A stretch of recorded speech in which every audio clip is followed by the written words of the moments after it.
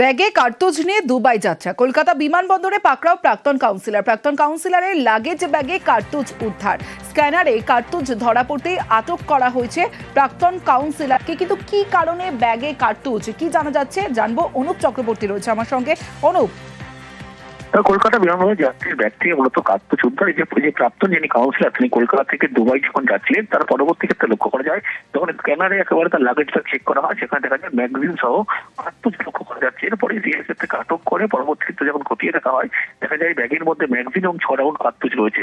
এরপরেই প্রাক্তন যিনি কাউন্সিলর পূজালী পৌরসভার 14 নম্বর ওয়ার্ডে তাকে সঙ্গে সঙ্গে আটক করা। ইতিমধ্যে এনএসিআই থানায় তাকে তুলে দেওয়া হয়েছে। তাকে আটক করে জিজ্ঞাসাবাদ করা হচ্ছে। তার দাবি তার লাইসেন্স রয়েছে, সমস্ত বিষয়টা খতিয়ে দেখা হচ্ছে। লাইসেন্স না দেখাতে পারলে তবেই তাকে গ্রেফতার করা, এমনটা কিন্তু পুলিশের পক্ষ থেকে স্পষ্ট করা হয়েছে। বেশ।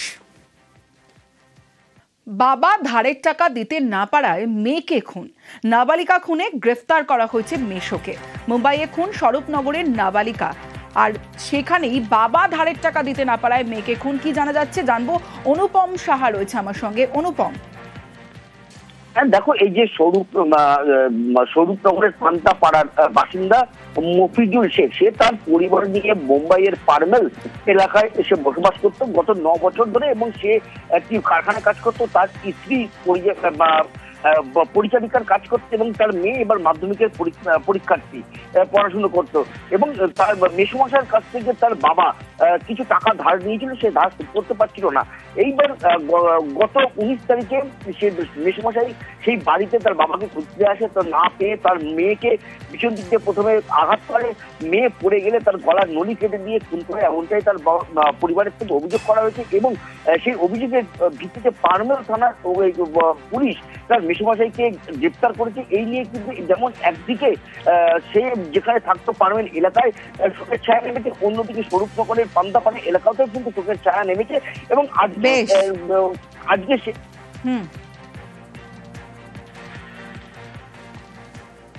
যেদিনকে এই ঘটনাটা ঘটেছে, ওর খালু অনেকদিন পরে ওদের বাসায় এসেছে। আসার পরে ঘরের ভিতরে ঢুকে প্রথমে তার উপরে প্রেসার কুকারের বাড়ি মেরেছে মাথায়, মারার পরে গলার শ্বাসনালী কেটে দিয়েছে।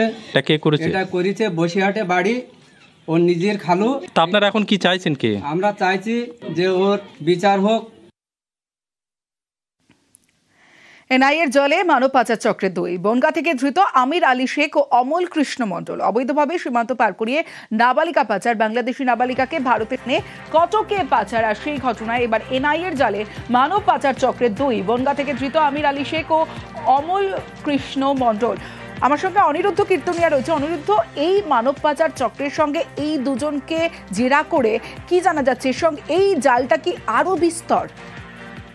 দেখো, তোমাকে জানিয়ে রাখি যে গতকাল ঠিক বনগাঁর পেট্টাপোল এলাকার জয়ন্তীপুরে এই আমির আলী শেখের বাড়িতে হানা দিয়েছিল এনআইএ, সঙ্গে ছিল এসটিএফ। এবং ঠিক তেমনই অমল কৃষ্ণ মণ্ডল গাইঘাটার বাসিন্দা, তার বাড়িতেও হানা দিয়েছিল এনআইএ এবং এসটিএফ। তাদের দুজনকে রীতিমতন পেট্টাপোল থানায় নিয়ে আসা হয়, তাদেরকে জিজ্ঞাসাবাদ করা হয়। প্রাথমিকভাবে কিন্তু এনআইএর তরফ থেকে জানানো হয়েছিল যে উড়িষ্যার একটি মামলায় তাদেরকে জিজ্ঞাসাবাদের জন্য নিয়ে আসা হয়েছে। কিন্তু পরবর্তীতে জানা যায় যে মানব পাচার চক্রের সঙ্গে যুক্ত এই 2 ব্যক্তি, অর্থাৎ এই অমল কৃষ্ণ মণ্ডল, তিনি পেশায় বলা যেতে পারে যে একজন কৃষিজীবী বা তিনি একজন শ্রমিক। সেখান থেকে তার পরিবার দাবি করছিল যে তিনি চাষি হওয়া সত্ত্বেও তাকে গ্রেফতার করেছে এই এনআইএ। অন্যদিকে আমির আলী শেখের পরিবারও দাবি করছিল যে তিনি মুদ্রা বিনিময়ের ব্যবসা করেন পেট্টাপোলে, কিন্তু মুদ্রা বিনিময়ের ব্যবসার পিছনেও যে এই ঘটনা ছিল সেটা কিন্তু এনআইএর তদন্তের স্বার্থে প্রাথমিকভাবে বলেনি। কিন্তু পরবর্তীতে জিজ্ঞাসাবাদে উঠে এসেছে যে তারা মানব পাচারের সঙ্গে যুক্ত। সেই বিষয়ে কিন্তু এই মামলাটা মূলত ভুবনেশ্বর ব্রাঞ্চের মামলা।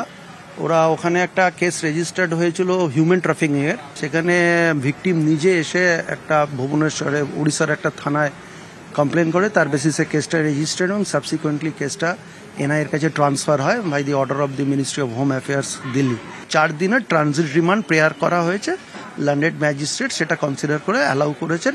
তো ফিনান্সিয়াল ট্রানজ্যাকশন আছে, ভিকটিমকে শেল্টার দিয়েছে for the purpose of prostitution. Bangladesh থেকে এনে এখানে শেল্টার দিচ্ছে। আর যারা অ্যারেস্ট হয়েছে তারা দুজনেই ইন্ডিয়ান সিটিজেন, বাংলাদেশের সাথে ট্রানজ্যাকশন আছে। জিএসটি সংস্কারে কৃতিত্ব চর্চা, পৃথক ট্যাক্স থেকে মুক্তি, নয়া জিএসটিতে কর কাঠামোয় বেনজির সরলীকরণ, দাবি প্রধানমন্ত্রী নরেন্দ্র মোদীর সাশ্রয়ের উৎসব বলে বার্তা। नवरात्रि के पहले दिन से देश आत्मनिर्भर भारत अभियान के लिए एक और महत्वपूर्ण और बड़ा कदम उठा रहा है। कल यानी नवरात्रि के प्रथम दिवस 22 सितंबर को सूर्योदय के साथ ही नेक्स्ट जनरेशन जीएसटी रिफॉर्म्स लागू हो जाएंगे। कल से देश में जीएसटी बचत उत्सव शुरू होने जा रहा है। इस जीएसटी बचत उत्सव में आपकी बचत बढ़ेगी और आप अपनी पसंद की चीजों को और ज्यादा आसानी से खरीद पाएंगे। তার উদ্যোগে জিএসটি সংস্কার দাবি মমতা বন্দ্যোপাধ্যায়ের। জিএসটি নিয়ে আজকে কেউ কেউ বড় বড় ভাষণ দিচ্ছেন, আমি একটা কথাই বলি, এই যে ইন্স্যুরেন্সের থেকে টাকা, এই জিএসটি কমানো না থাকা, এটা ফার্স্ট চিঠি আমি লিখি। হিরেতে ট্যাক্স নেই, জিরেতে ট্যাক্স। মানুষের খুব কষ্ট হচ্ছিল, কিন্তু এর জন্য ক্রেডিট কার্ড জানেন, যারা ভাষণ দিচ্ছে তাদের নয়, ক্রেডিট হচ্ছে রাজ্যের। শুধুমাত্র ইন্স্যুরেন্সের আমরা বলেছি কোনো প্রিমিয়াম যেন বাড়ানো না হয়, এবং ওইটার জন্যই আমাদের রাজ্যের রেভিনিউ লোকসান হচ্ছে 900 কোটি টাকা, আর বাদ বাকি নিয়ে প্রায় 20,000 কোটি টাকার কাছাকাছি। কেন্দ্রীয় সরকারের কোনো কন্ট্রিবিউশন নেই ভাষণ দেওয়া ছাড়া। কেন মানুষকে ইন্স্যুরেন্সের টাকা দিতে গেলে তাকে হেলথ ইন্স্যুরেন্সের মেডিক্লেমও করবে, টাকাও দিতে হবে? কই স্বাস্থ্যসাথীর জন্য তো আপনাদের টাকা দিতে হয় না? ওটার ইন্স্যুরেন্স তো আমরা দিই, স্টেট গভর্নমেন্ট দিই, মাথায় রাখবেন। মানুষের ভালো হলে তো আমি খুশি হই, এটা তো আমারই প্রথম দাবি ছিল, আমি খুশি। বিশ্বভারতী খেলার মাঠে অর্গানিক চাষ, বিশ্বভারতীর মাঠে চাষ বন্ধ খেলা। বিশ্বভারতীর একাধিক মাঠে চাষের প্রস্তুতি, বিভিন্ন মাঠে ট্রাক্টর নামিয়ে চষে ফেলা হয়েছে জমি। আরো ডিটেল জানাতে পারবে ইন্দ্রজিৎ, রয়েছে আমার সঙ্গে। ইন্দ্রজিৎ, একদমই যেটা বলে রাখবো, বিশ্বভারতীর যে 3টি মাঠ ছিল, সেই 3টি মাঠ যেখানে খেলতো, আশেপাশে যে সমস্ত বোলপুরে বেশ কিছু যুবক এবং আশেপাশে এলাকা থেকেও বেশ কিছু যুবক হচ্ছে সেখানে খেলাধুলা করতো, সেই মাঠগুলিতে আজকে সকাল থেকে দেখা গেছে যে ট্রাক্টর নামে কার্যত চষে ফেলা হয়েছে। যদিও বিশ্বভারতী কর্তৃপক্ষের সঙ্গে যখন বিশ্বভারতী উপাচার্য তিনি যেটা জানিয়েছেন যে বিশ্বভারতীকে বারবার কিন্তু পার্লামেন্টে তাদের যে ফাঁকা জায়গা সেগুলিতে কি করছে সেই নিয়ে প্রশ্ন করা হয়েছিল, আর তার জন্য বিশ্বভারতী কর্তৃপক্ষ কিন্তু ওই মাঠগুলিকে তারা অর্গানিক চাষ করবে বলে কিন্তু ইতিমধ্যে চষে ফেলেছে। যদিও বিশ্বভারতী কর্তৃপক্ষ যেটা আরো দাবি করছে যে ওইগুলো কিন্তু খেলার মাঠ হিসেবে পরিচিত ছিল না, ওইগুলোকে ফাঁকা জায়গা হিসেবে পরিচিত ছিল। যদিও বেশ কিছু যুবক তারা খেলাধুলা করতো ওই মাঠগুলিতে, কিন্তু যেহেতু বিশ্বভারতীর এই মুহূর্তে তাদেরকে র্যাঙ্কিং বাড়াতে হবে বা বিশ্বভারতীর বিনায়ন করতে হবে, তার জন্যই কিন্তু তারা চাষের যে একটা পরিকল্পনা সেটা ভেবেছে এবং সেই জন্যই চাষ করাবে। যদিও যারা খেলাধুলা করতো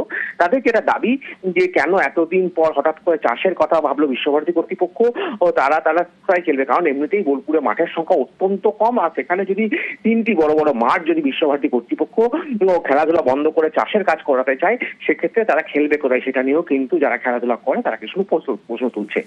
বেশ, আমরা বিগত প্রায় 10 বছর 12 বছর 15 বছর ধরে এই মাঠে খেলাধুলা করছি। আমরা 12টা সাড়ে 12টার সময় খবর পেলাম যে এই মাঠটাকে যেমন করে চাষ করার আগে ট্র্যাক্টর দিয়ে একটা মাঠকে চষে দেওয়া হয়, সেইভাবে এই মাঠটাকে চষে দেওয়া হয়েছে, just for a sole purpose যে এই মাঠে যেন কেউ খেলতে না পারে। ওনাদের এই মাঠটাকে ছেলেদের খেলার পরিবেশ নষ্ট করে একটা প্রাকৃতিক ভারসাম্য নষ্ট করার যে চক্রান্ত, আমরা একে ধিক্কার জানাচ্ছি। পার্লামেন্টে কোশ্চেন উঠেছে, তো আমাদেরকে প্রিপারেশন নিয়েছে, আমরা প্ল্যানিং করেছি। মিনিস্ট্রি থেকে আমাদের একটা ডাইরেক্টিভ এসছে যে আমাদেরকে রিসোর্স জেনারেশন করতে হবে, আমাদের কোনো জমি কোনো প্লট খালি জায়গা ফেলে রাখা যাবে না, সেখানে আমাদের কোনো না কোনো কারণে আমাদের রিসোর্স জেনারেশন করতে হবে। তো এই রিসোর্স জেনারেশনের জন্য আমরা পরিকল্পনা করেছি যে এই খালি জমি যেগুলো পড়ে আছে আমরা চাষ করার পরিকল্পনা নিয়েছি।